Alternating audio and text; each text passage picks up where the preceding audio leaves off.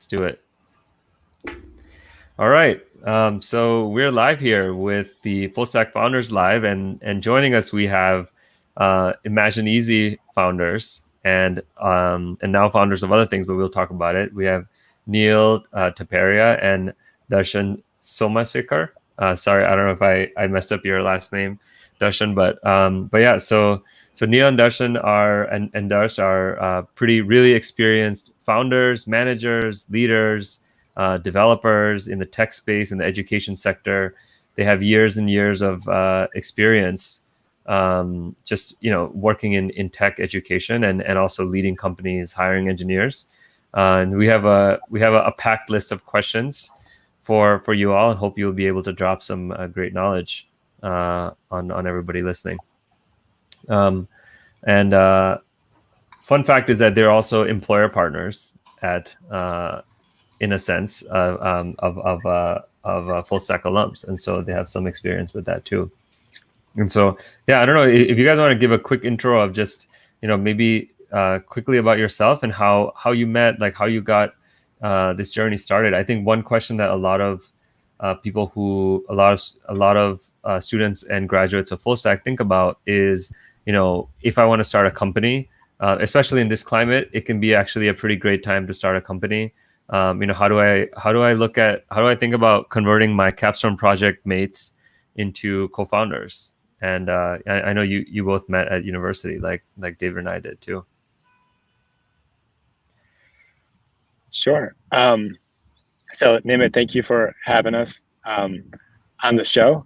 And we're excited to talk to you and answer the questions that you have.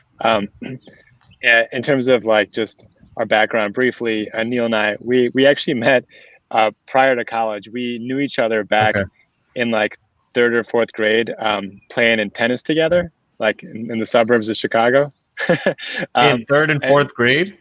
Yeah, I mean, we weren't in school together, but we were like play tennis. We were younger than so we had known each other. Wow. But then in high school was the first time that we actually ended up in the same place, and that's where we began just thinking up ideas, and we had a couple of them beforehand, but the one we really sank our teeth into was EasyBib. And so we started that back in 2001. So we've stayed business partners, from that point until we sold our company in 2016. Then we stayed together, at Chegg for another 3 years. Now we're still working on our next thing together as well. So we've been business partners for quite a long time. Wow, 3rd grade. That's a founder story that makes me and Nimit look like we just met. That's over. Yeah. That's a lot. And you're also like Chicago boys. I never realized that both of you are from the Chi-Town area. That's David and I have roots in that area too. Oh, cool. Yeah. We're from the western suburbs of Chicago, so about 20 minutes outside the city. So can you give a quick background on what EasyBib was and how you came up with that idea? I think a lot of our viewers want to know, where do you find startup ideas? And EasyBib it's not something that would be obvious, I think. Or maybe it was so obvious. I don't know. Maybe, let's hear how that idea came, how you came up with the idea. Yeah. Sure. So it looks like Neal's setting up his umbrella, so I'll definitely field this one. He looks like he's working out. I saw that muscle outline. Right. This is fitness stream now. It's like we're watching Twitch right now. Neal's like doing all these things. Much more comfortable. So in terms of, I don't know, I think we were young, and this is like at the tail end of the .com boom. So I think like growing up in high school, we just like knew that the internet was an exciting place, and we wanted to be part of it somehow. But naively, we weren't like planning or strategizing or trying to figure out what the right market is. We just had a big English paper to write. We did the bibliography. It was super tedious and annoying. We were learning computer science at the time, and it just kind of clicked like, hey, why don't we just automate this process? We have this problem, and so why don't we try to solve it? And we had some initial pushback from like some of our friends that we told the idea to, but we launched it anyway because it was easy and we might as well do it. And then we started getting traction sort of outside and in other schools, other students, and then we knew we were onto something. I think years later, we read something like Paul Graham had written solving problems that you have. And, you know, we, I guess, fortuitously sort of fell into that. Yeah. So this was in college or in high school? This was at the end of high school. So I was a senior and Neal was a junior at the time. Yeah, and I think like even before EasyBib, we both were tinkering a lot. Like Darsh had built a website called HTML Center, which taught HTML, and those sites today are massive. Like millions and millions and millions of people use them. So Darsh was thinking ahead of the curve with that one. I think there was another three one. schools of early 2000s, right? That site's huge still. Yeah, W3 Yeah. schools, right? Yeah, I mean, the sites that we started or that I started back then, they never really got the traction of like a W3 schools of today. But it was just at a time where honestly, any of those ideas I think could have been very successful, just because the internet was so early in a way and there were a lot of opportunities that exist in other verticals today, of course, but that was like just a very early time in the web. Yeah, but I think like early on, both of us just understood that you could tinker with the web, and it's a really easy way to create things. And part of that gave us the confidence to build something like EasyBib. Like to us, it was a project we could tinker with the problem that we hated and we knew we could solve. Yeah, I think that is the genesis of a lot of great companies. Did you guys do any? I guess I'm assuming you didn't do any quote unquote market research or go through 10 different ideas, and like you kind of just picked a problem and you just started solving it, and it turned out to be pretty useful to people, like the app. Yeah, I think what's interesting is you have this idea of the MVP approach. And Darshan and I naively just took that approach. Like, we didn't know anything. We were 16 and 17 back then, but we just knew intimately this problem and we wanted to solve this problem ourselves. But we just spent 2 months working at each other's houses after school, putting together this first version of EasyBib. Darsh did a lot of the heavy lifting on the coding, and I would really QA it and look at all these citation rules. It was a little too much how much we were looking at these citation books. But we had EasyBib out within 2 months. So when you think about time to getting a product to market, it was pretty quick. But for us, it was, why wouldn't we get this out there quickly? We're solving our own problem, and let's just focus on the things that matter to us. So that naivety in many ways was an asset to us. Yeah, because right now I think back and I'm like, if somebody if you had asked somebody who was probably really smart at the time or like really into investing and all that, is like, hey, should we build something that lets you do like citations, bibliographies? They'd be like, that is a really tiny market. Like, what are you going to do? Like, there's going to be grade schoolers who are building their little bibliographies, but how is that going to make you any money? Where's that going to go? And so it just reminds me of this concept that like the worst ideas end up being good, because if it was obvious that it was a really good idea at the time, there are probably people who are in this space that would have already thought about it and would be doing it. And so I like what you said. Like sometimes your naivete really becomes an asset, because you're not trying to overthink it. You're just trying to solve problems. Yeah, I don't know if I'd go as far as say the worst ideas are the best ones, but I did, I did take your point. I think we weren't overly analyzing what we were doing, and we ended up attacking a big problem. No, I mean obviously, okay, I don't mean like the absolute worst, but I look at some other examples of like actually even full stack itself. Like when we started full stack, if you talk to any experienced engineer, they would have told us it's a terrible idea. Like there's no way in 3 months you're going to get somebody to where like people are spending years and years. You're never going to get anybody hired. No one's going to pay so much money for this. Or if you look at like the Dropboxes, right? Like when they first started, it was like a little script that just moved files from computer to computer. And so I think it's like, yeah, that's what I mean. Like it's not obvious that it's a good idea. And I think especially to that point, I think oftentimes people overthink how big or complicated something needs to be a business. You can have a pretty simple idea, pretty simple product, and with the right like focus on whatever the goal is, it could be successful. And so what I know about you guys in your background is that you've had a long journey. And I know even in the beginning there were like, I remember Neal had shared with me that there was like some time where you were considering whether to go full time with this, like how much is this really going to be in the long term? And of course, looking back, it was a great idea to go full time.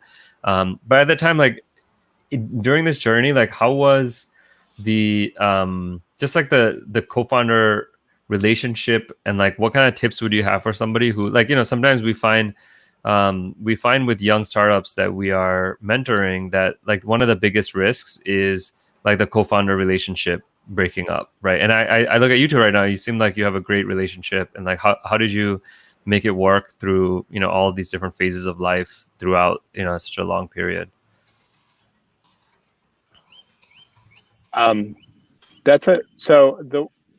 When we look at it, at least from my perspective, I think the fact that we trust each other pretty like innately has helped us, because then we can have real discussions without like worrying, or without trying to either posture ourselves or worry about what happens to the business. We can have the raw discussion, figure it out, and move on to the next thing.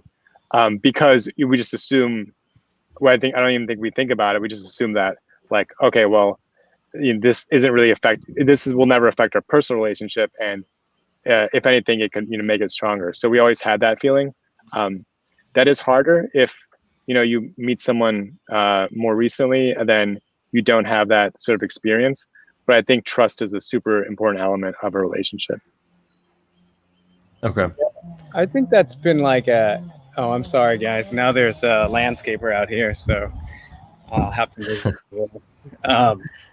But I think an asset of all has been the fact that, oh God, now my wife is vacuuming in the house. I might have to go on mute. But, this is like Twitch. Yeah. Suburban life problems. Yeah, I know when I was out the suburbs, I had the same thing. It was like there's a lawnmower, there's someone vacuuming, the garbage disposal.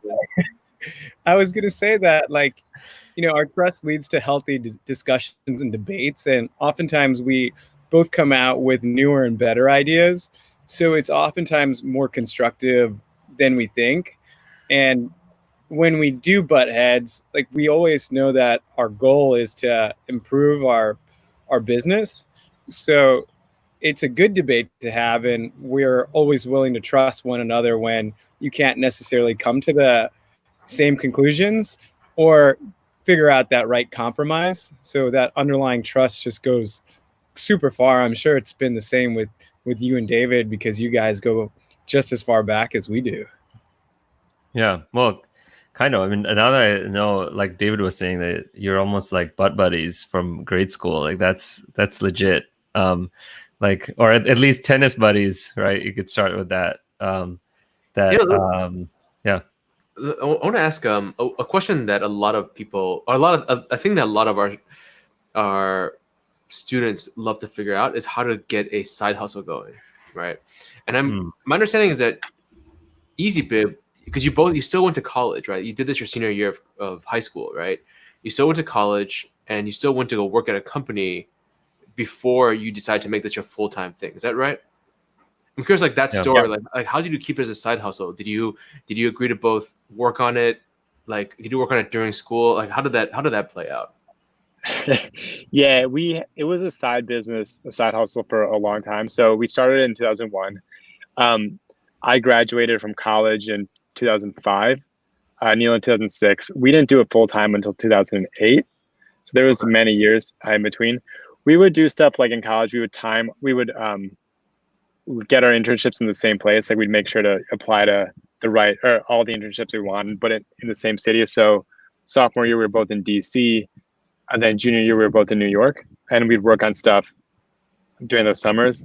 And then, we did some work during the school year. It was less consistent, I would say.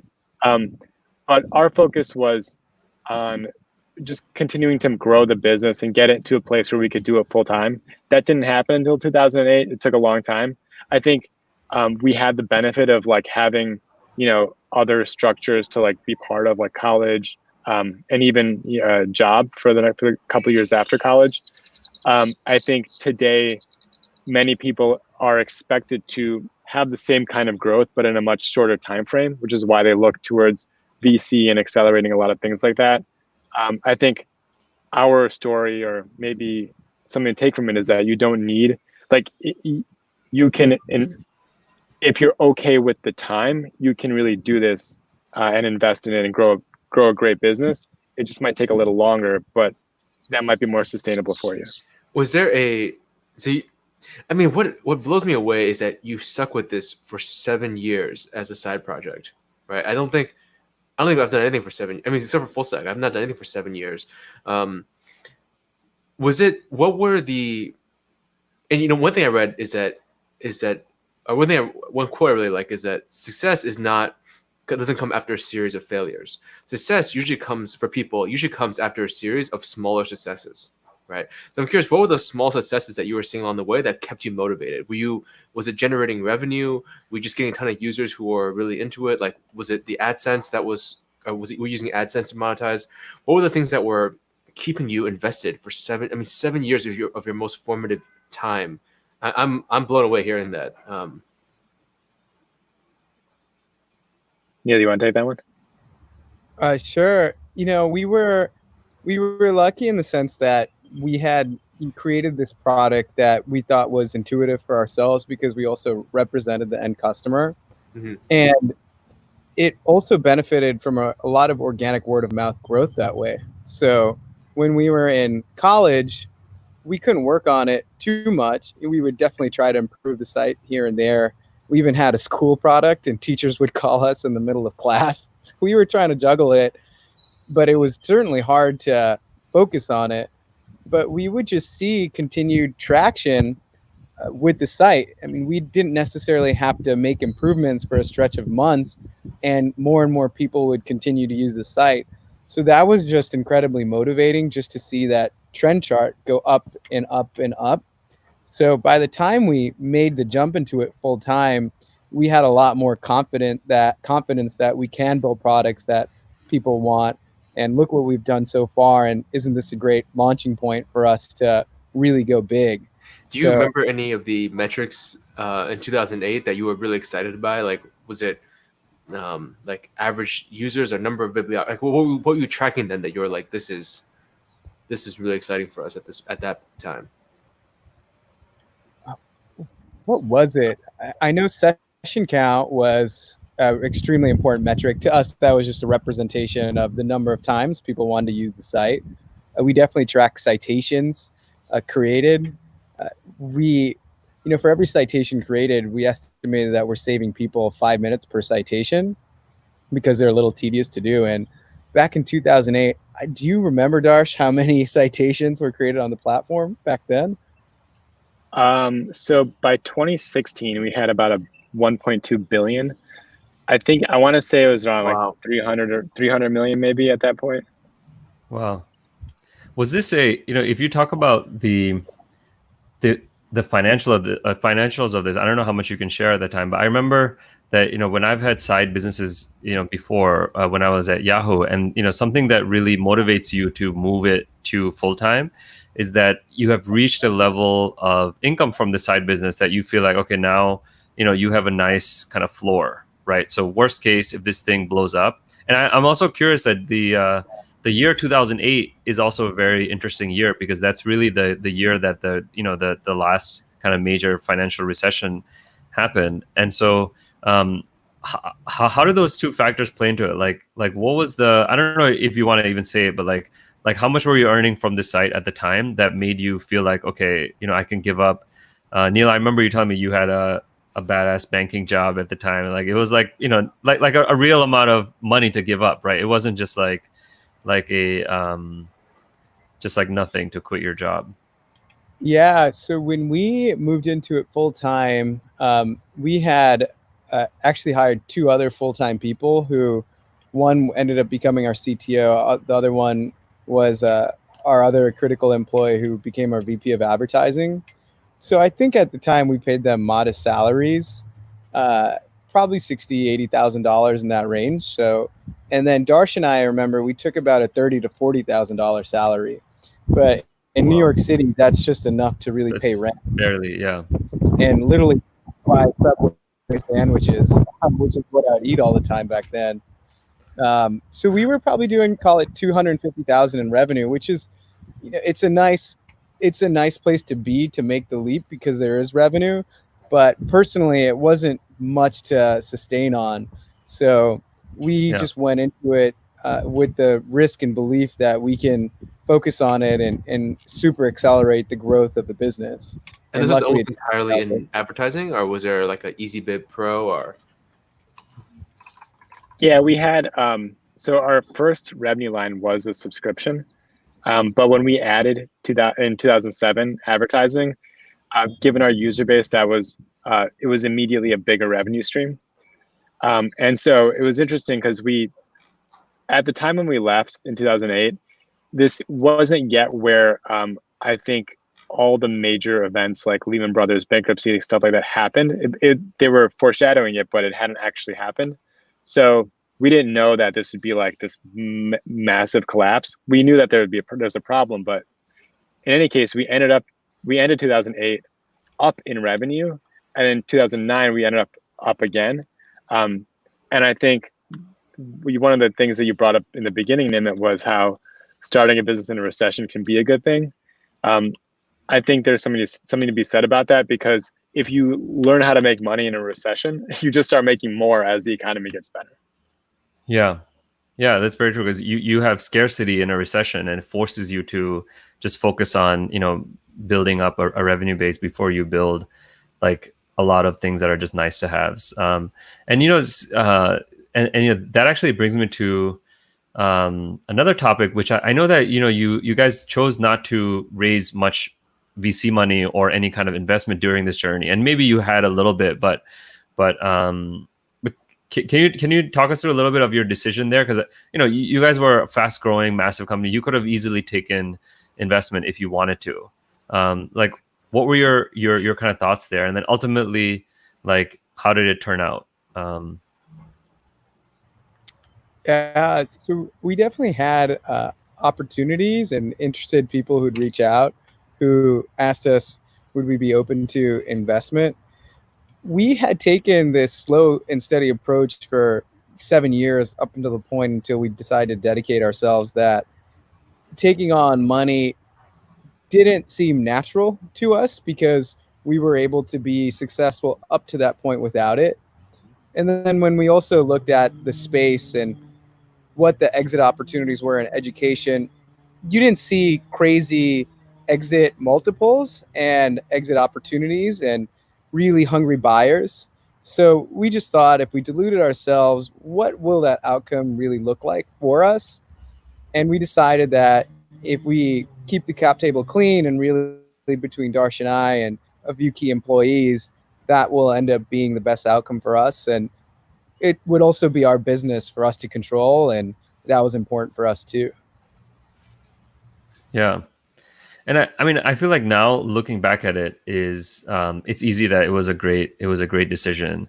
I think that, like, it is, can you think of some sacrifices that I guess you had to make by not taking this? In some sense, like, VC money is like it's not your money in a sense, even though you paid with your equity. So in a sense, yes, it's definitely your money, but it's like, it's in a sense free money that you haven't earned through revenue. And so there's a lot of downsides and a lot of extra fun stuff that you can do with VC money. But like, were there, I don't know, like, can you think of some sacrifices, or like the way that you had to design your company so that you didn't need to take VC money? And if somebody today, especially, in this market, I know it's also hard to raise money, even if you want to. So it's like, what are the decisions that you had to make, or that you were forced to make because you didn't take any VC money?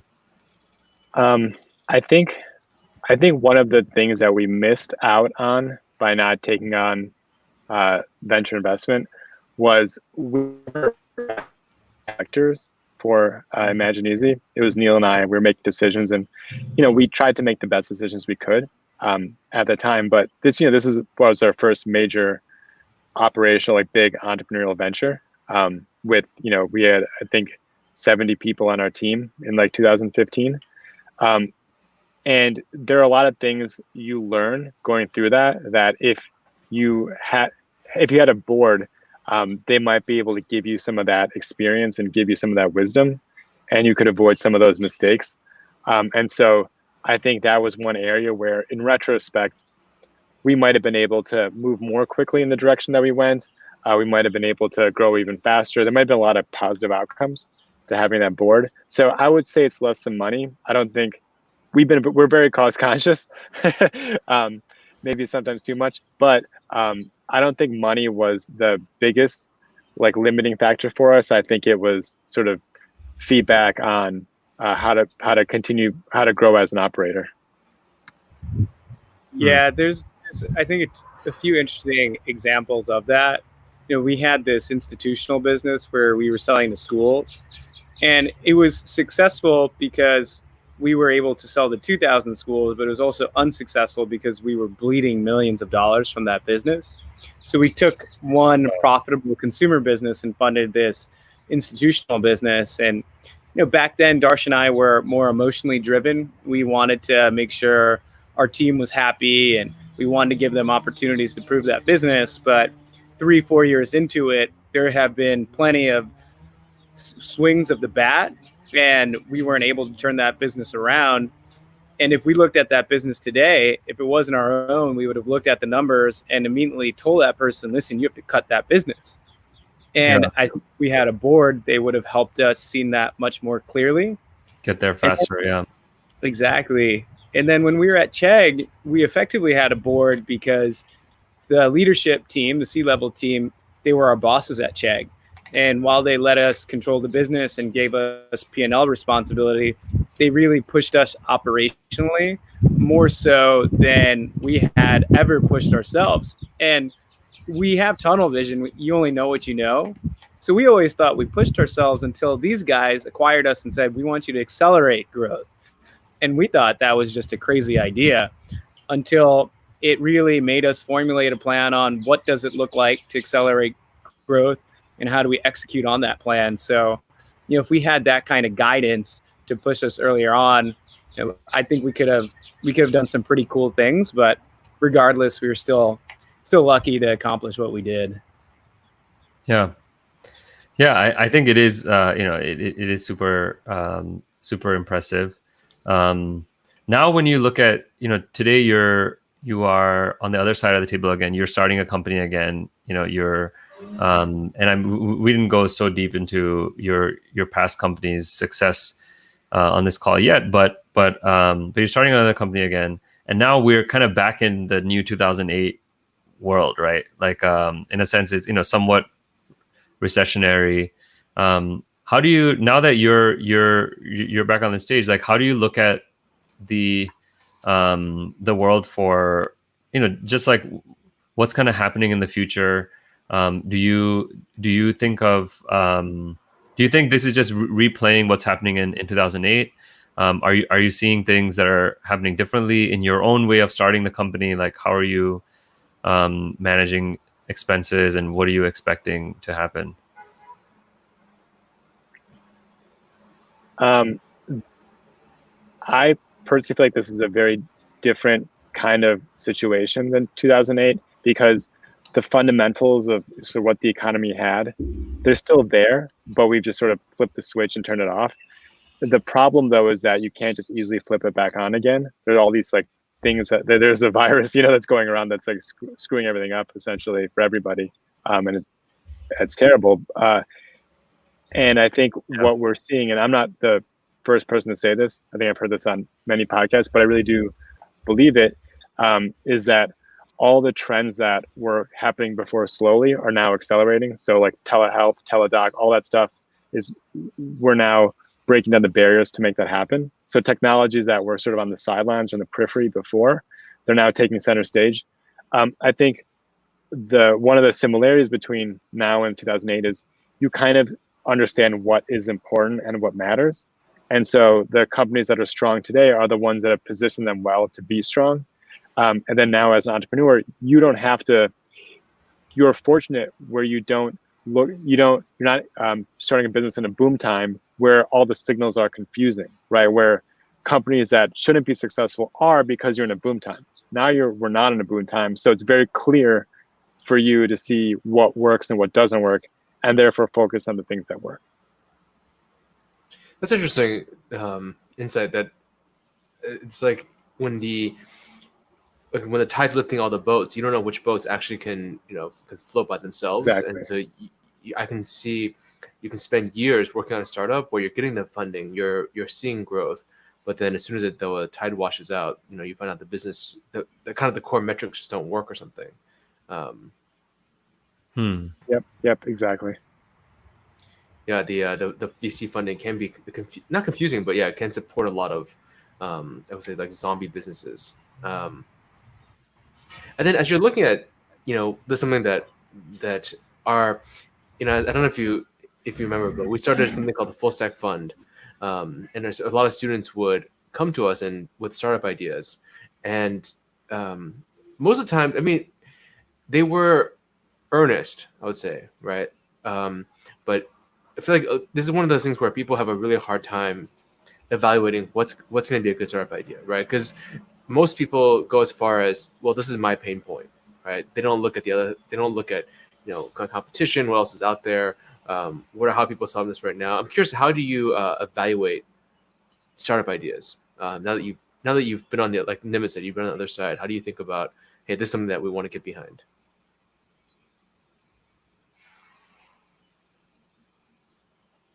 Yeah, do you want to take that one? Yeah, sure. I can give you my 2 cents. I think one of the immediate questions we would debate is it big enough to matter? So what's the market size? How many people are going to use it? How big can the business get? If it's a niche business, that's interesting. What does it look like if you're penetrating that niche market? So is it going to really make a big impact in whatever space you're focused on? That's extremely important. The next thing we talk about is, what problem is it solving for? Is it a real problem or a perceived problem? Tell us more about the problem, who's experiencing it, and how does this significantly change that problem or improve someone's life? We would try to get that understanding.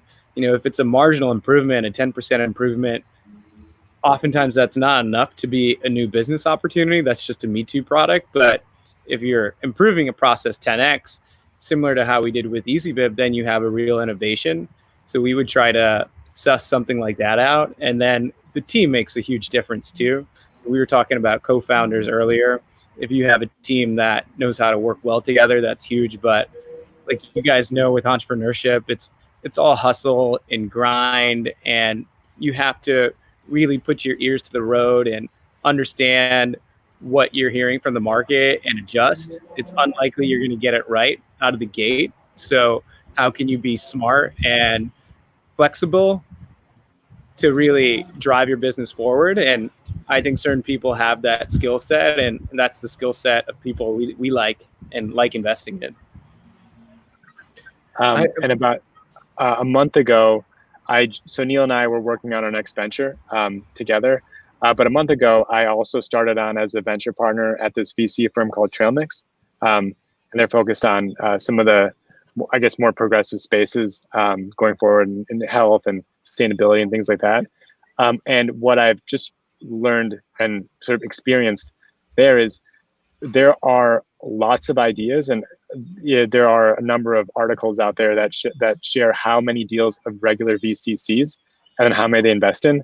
And it's something like, you might see 3,000 deals, you invest in 30, which is 1%. But then when you think about a VC portfolio, only 1 in 10 of those work. So there's a 0.1% chance that there's a 0.1% chance that the deal that you see is the deal that helps you with your fund.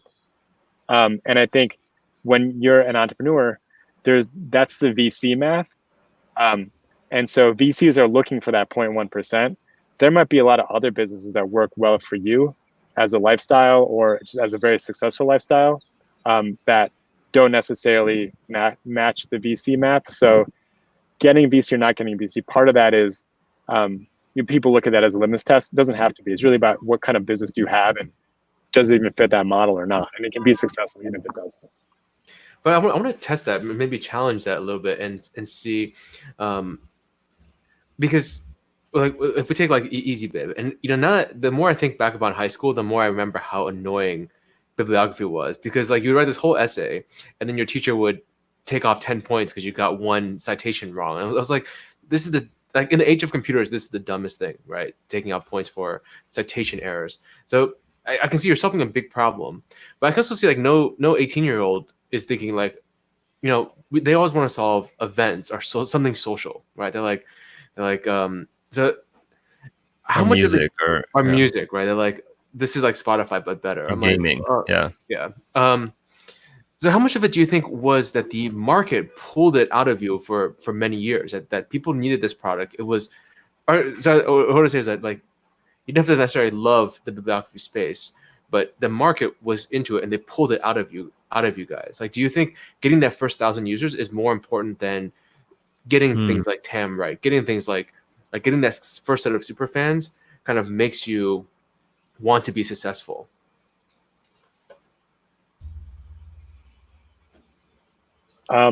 So I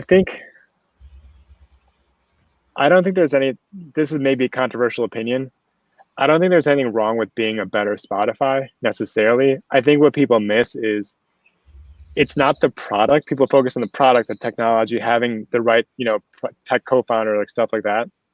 It's really the distribution and the branding. So in our case, yes, maybe I focus more on the bibliography, like the product and workflow, but Neal was doing all the creative, innovative marketing efforts, spamming the AOL chat rooms, reaching out to teachers, stuff like that. That's stuff that like I think people they overlook when they think about ideas. The execution on distributing the idea is, I would say, more important, because the product these days, you can find people to build stuff, right? And maybe that might be expensive or built the wrong way or have bugs. But you can kind of get that ball across the line. The hard part is getting it into the hands in a cost-effective way where you can make your ROI and scale it. Windy. Yeah, you got some big house problems going on there. Yeah, I think that's very true. Like we felt the same pain when we were starting full stack, that really, teaching the class is one thing, but like figuring out a way to put your product, in front of people who don't know you, who don't care about you. You have to be very creative. You have to be, you have to be hustling. Like a lot of times in the YC world, they talk about like somehow you have to find those 50 really passionate users somewhere first, and then they'll multiply your efforts to get them, get you out there. Did you feel like you had that with EasyBib and the like, did you think you had those like passionate users, or was it just teachers, or like it was like they were the distributors? Hey. Yeah, I know the umbrella fell. Back then, we just wanted to tell everyone in the world about the product. So that meant every opportunity we could tell a classmate, we would tell our classmate about it. I remember we put flyers in the bathroom. The logic being, when you're in the bathroom, there's only one place to look. So if we put a flyer there, it will command your attention. It's good business now. Every bar I go to, there's advertising there now in that one spot. Yeah, so at least in the world that we were living in, we were trying everything. We printed out flyers at the library and, handed them out everywhere we possibly went. I remember doing it at the place I played tennis. And the other kids my age who played tennis with me, they were just like, why are you giving me this piece of paper? I'm like, use it for bibliographies. So there was a bit of awkwardness out there, but great, like high school hustle story to like big company branded tennis balls. Yeah, no, it's just like, it's like you hear these like things, but usually it never goes anywhere. But to see this kind of like posting it on the bathroom wall, it's like something you would do in high school, right? But then to see that progress all the way to, a big company buyout, that's a cool story. Yeah, and you don't know what's gonna work. you don't know what's going to work. And we had like one breakthrough. We were just emailing the publications in the Chicago area, the newspapers, and the Chicago Tribune emailed us back and said, hey, can we come over to your house in 2 days and take pictures of you guys? And they published us on the front page of the business section, and that just catapulted our growth. And Oh wow. you know, it was lucky, That's but amazing. we also tried to make our own luck by putting ourselves out there and seeing if newspapers would bite on what we were building. How did you deal with competition and competitors along the way? Because I think like something that people are really afraid of seeing, oh, you know, there's so many people doing this or so many other people that are X, Y, and Z. Like sometimes that can be the analysis paralysis. Because, you know, bibliographies, it's like, yes, you solve the problem, but then ultimately, if other people saw that it's a big space, it's easy for them, you know, like Darsh was saying, it's easy to build the product. You know, for us, there were definitely people who are coming after us. There was a company called BibMe started by Carnegie Mellon students, and they basically thought they could build better web crawlers and algorithms to cite faster, and they actually did that. And in their tagline for their website, it was BibMe faster than EasyBib. So it was a big, friendly FU. That's a great way to advertise you on their site. Yeah. So we saw them as a threat for sure, and they started picking up traffic, and they basically took what we built and found a way to make it better, to their credit, and we had to emulate some of their innovations, but they continued to get their own traction. So we reached out in a friendly way, and then over time, we told them, what if we work together, and what if we could put together a deal where, since you're not as focused on BibMe as we were on EasyBib, you know, what if we can take over what you built? And we were able to put together an offer for $500,000, which was absolutely everything on our balance sheet back then. And they accepted it. And that became the first acquisition we made. It ended up becoming really accretive because we were able to grow it even faster and monetize it even better than them. So we made our money back in that year. But it also taught us that we need to be reaching out to all our competitors and developing positive relationships with them, constructive ones, because maybe it could lead to opportunities like this. And then over the course of time from 2011 to 2016, Darshan and I were able to make 4 acquisitions and literally roll up the space using that same playbook. And it helped us reach 30 million students and get us to 20 million in revenue. Wow, you're like the John D. Rockefeller of the bibliography space. That's like, like vertically integrated the whole stack and took over all your competitors. Integrated. I mean, the next thing is you got to start buying the books themselves, you know, to get, but but you never got to that. But you know, that's amazing that you. I mean, I think that's a really important insight, is that a lot of times we think about our competitors as like, let's spy on them, let's like worry about it, but really it's like there's actually more possible by working together. And you know, maybe you buy them, maybe there's another way to work together. And actually they probably have the same problems in life that you do. You know, you could probably learn more from them than you learn from like other random people, even if you don't end up buying them. And like one key human insight is, if you're an asshole to someone, they want to be an asshole to you. So if you're an asshole to your competitor, they want to kick your ass. But if you're nice to them, there's suddenly a conflict of interest there. You want to, you don't feel as fiery to compete with a competitor when they're nice to you. So we would always try to provide tips and tricks and constructive feedback to them that we didn't think was super detrimental to our business, not a secret sauce, but maybe beneficial to them. And all of that led them to this opportunity to eventually work with us. You know, one of these guys allowed us to monetize their ads for them, and we took 50% of their revenue. So an arch nemesis suddenly became a revenue driver for us and acquisition. So that approach really was helpful for our goals. Wow, that's a cool story. Yeah, that's awesome. So, you know, today, as you think about, I think a lot of people listening, or a lot of people who look at Full Stack Academy, are thinking about building their careers, and like they're, you know, maybe possibly they're looking at spaces. You know, if you look at every recession or every time like this, it changes the equation in the world, right? Like a lot of things change. What are you guys seeing? Like, if you were a new grad, if you were back in 2002, like what are some of the new skills you'd be trying to build right now? Like, what kind of areas would you be looking into? What kind of advice would you have? I think there's always a technology skill that could be beneficial for some of the problems that one might encounter today. I think just basic web development obviously is necessary. So things like Node and React and stuff like that. I think some basic like NLP slash understanding how machine learning models work is helpful. Not necessarily. I think there's a lot of AI companies that they go too far in the AI and not as far enough on the addressing the problem. And then I think another area where I think is exciting, there's a lot of work that's happening, but could be even better, is all the no code sites that are out there. They're trying to bring programming to the masses. And I think we're still very early in being able to do that successfully. I don't think the apps that are out there are like quote unquote good enough. So I think there's a lot of opportunity still for developers to create tools to help non-developers be successful.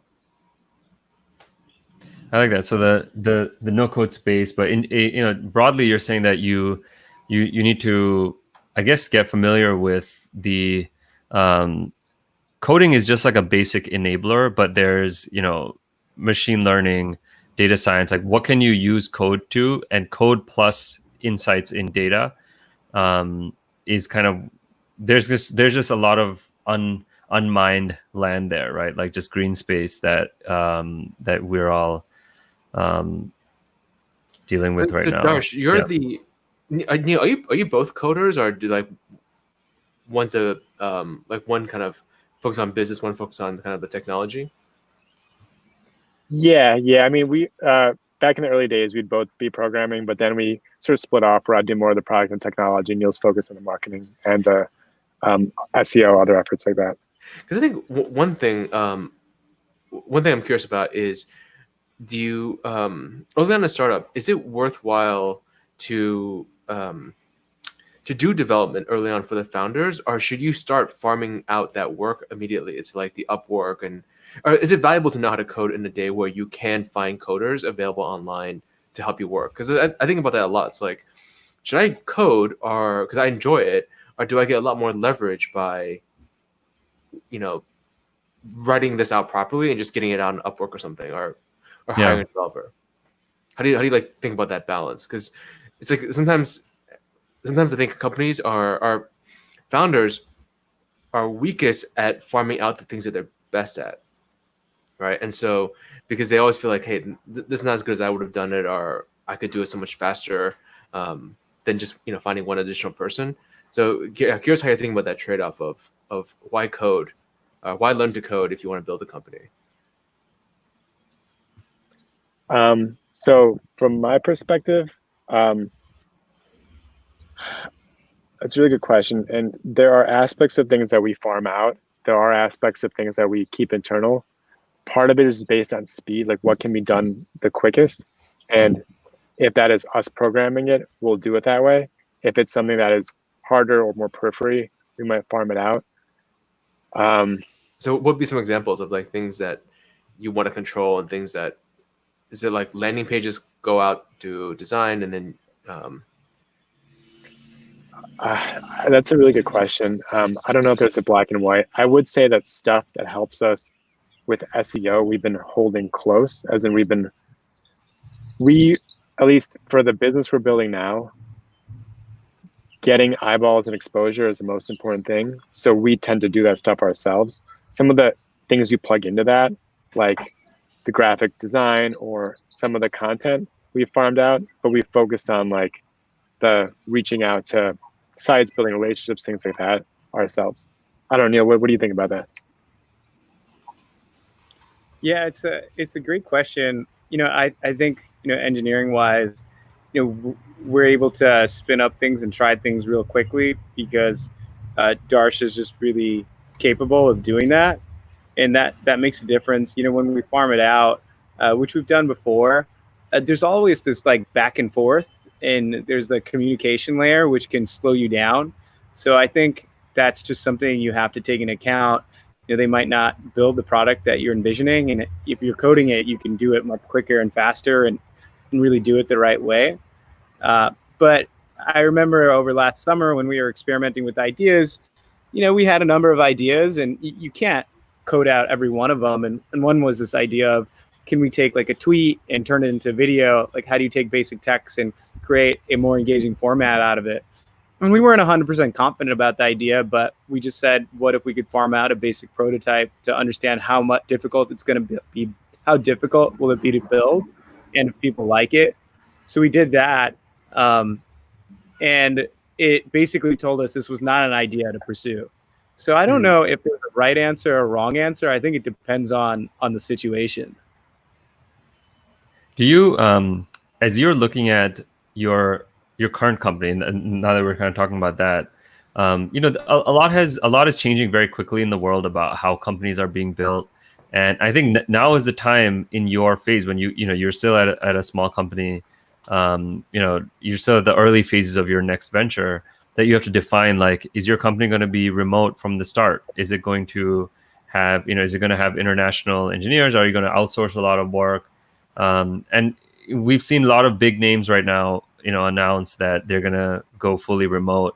And then, Neal, I know that you've also written an article, I guess not that long ago, about like working with remote teams. And so, like, how are your own thoughts evolving on this? What are you planning in your own company now?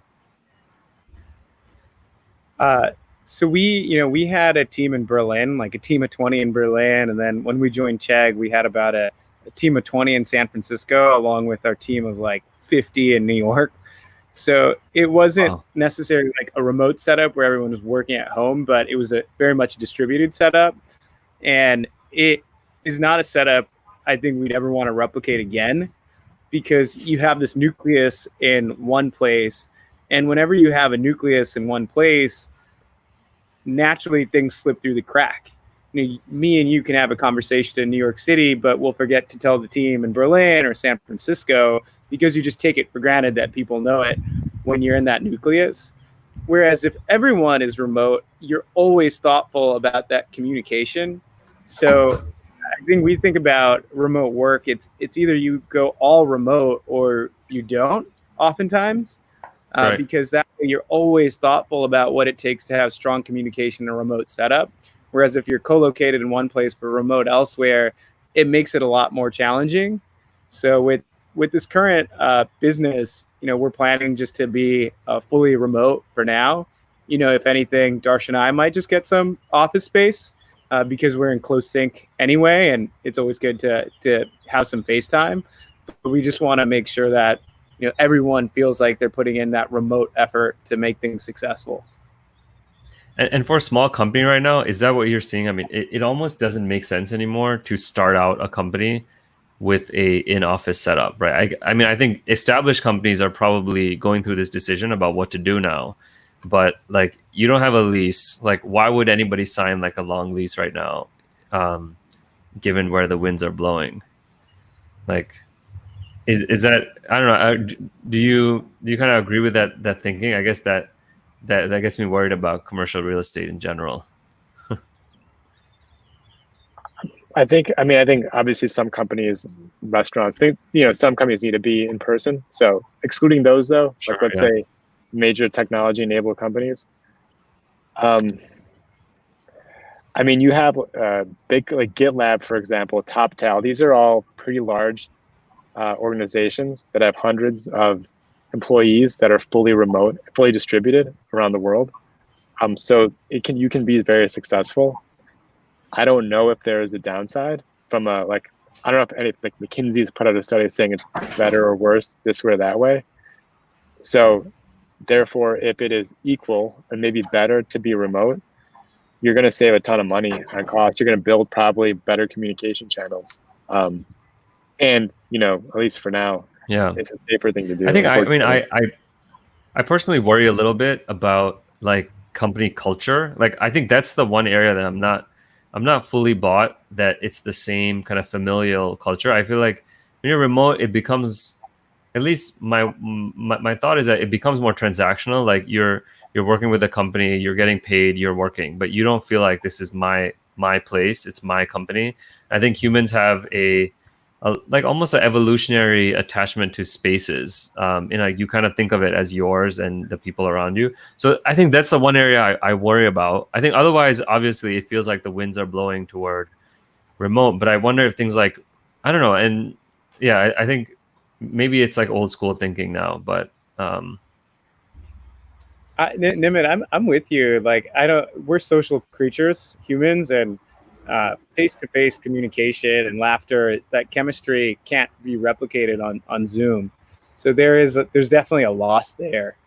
So I don't know if one is better than the other. It's just what trade-offs make more sense for you. Yeah. It makes sense. And this is my personal hypothesis. I'm curious to get your guys' take, but you're really hungry leaders or people who want to move up. I don't know if it's as easy to necessarily stand out in a remote setup. So I would just imagine that you're an ambitious person, some of the stars on your team, they want to be together because they care so much about the company and really show that they're flexing their muscle to will the company forward.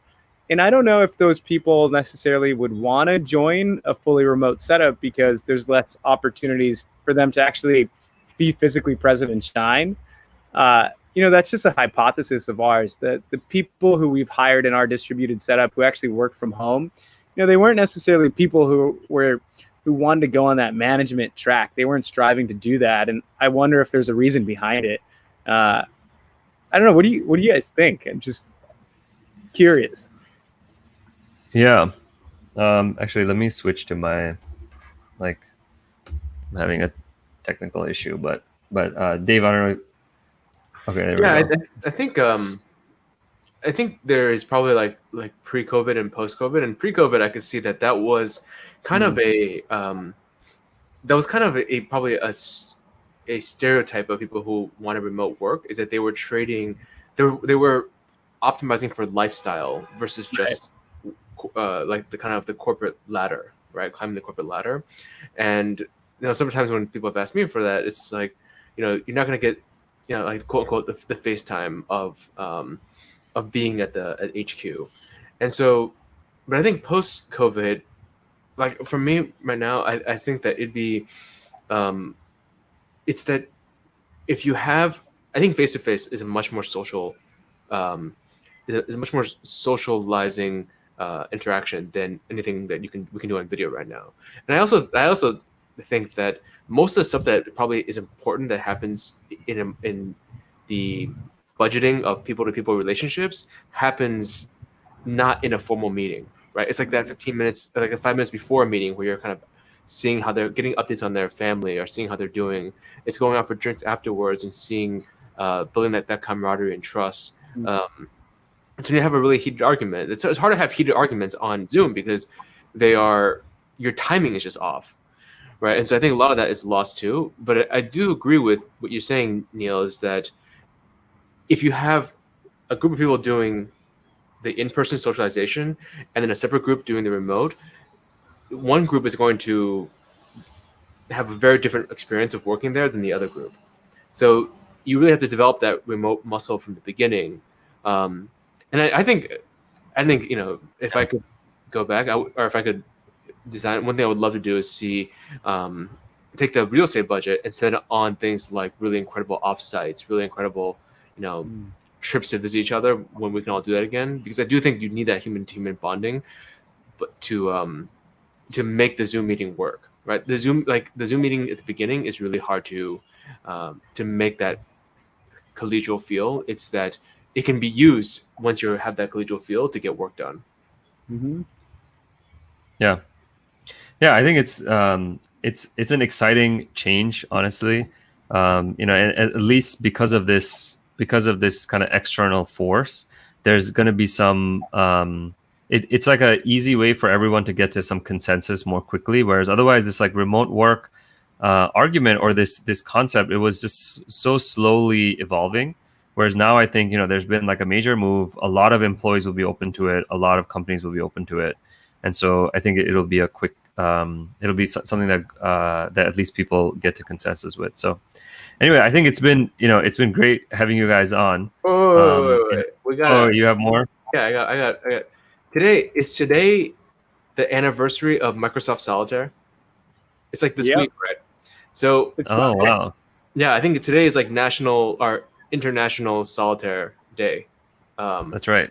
Yeah. And so we're lucky to have you, because tell us a little about what you're working on now, why you picked it, and what's exciting to you about the solitaire world. Yeah, I could take a quick stab at that. Darsh and I were just looking at spaces that complement our strengths, which is building large-scale consumer businesses that we know how to monetize. And in our research, we just found that classic games are still super popular. Like, I think on Microsoft Solitaire alone, about 35 million people play that. But when we looked at online solitaire sites, that was almost as big. So we were just shocked by the popularity of classic games like Solitaire, Bridge, Rummy, you name it. And we also knew that brain training and mental health is also really important. And there's a lot of research that shows that games can really be a great tool to help with mental health, to help with cognition. And you already have products where, like Lumosity, where they're trying to help with focus, attention, and really exercises brain muscles. So Josh and I think there's an interesting bridge between the two to take something people know really well, like solitaire, and to layer on these interesting concepts that could help with brain training and mental health. So that's our vision. But right now it's, a solitaire site where we're trying to build some scale, and then we're going to start experimenting with these different ideas. I do remember like how big Yahoo Games was. I don't know. Like I played probably 10 years ago. I used to play spades on there all the time. And it was like a Java applet that you download, right? And the other thing I think about too is OMG Pop. Do you guys remember that? I feel like OMG Pop would be blowing up right now. Because it was Words with Friends was big, right? That's still a big game. I think that's very popular. Yeah, I play with my wife sometimes. Yeah, it's incredible how big the gaming industry is, from all the way from like the AAA blockbusters down to casual games. It's cool. And so you found and then you found kind of like the casual gaming world. Why start with Solitaire? Why not? Or how'd you pick Solitaire itself? Is it the kind of most popular individual game? It is extremely popular. We felt like we could do a good job. We just felt like the games in the space just weren't as good as what we could do.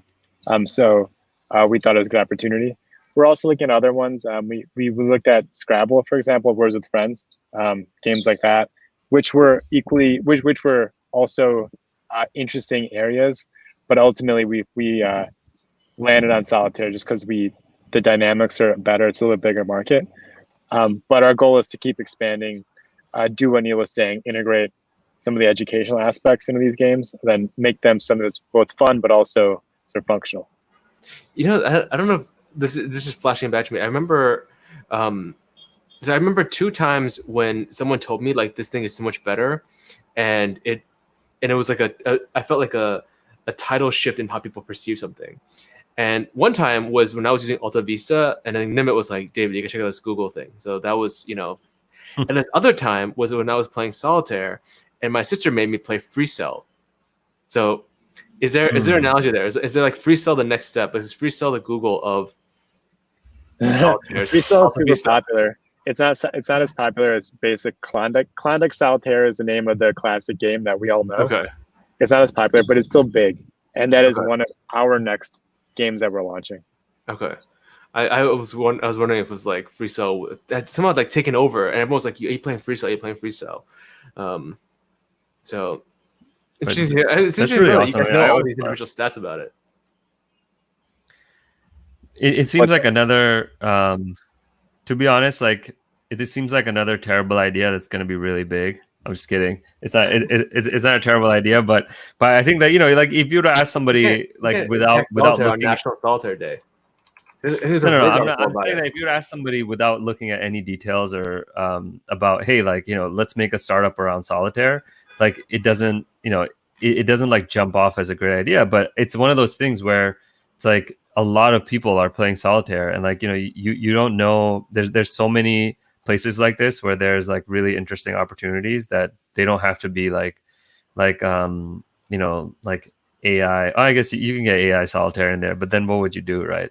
But so yeah, I mean, I'm really fascinated by it. I'm personally also, pretty addicted to it. So yeah, that's at least something. But yeah, well, it was great to have you both on here, and I think we should walk out with this picture.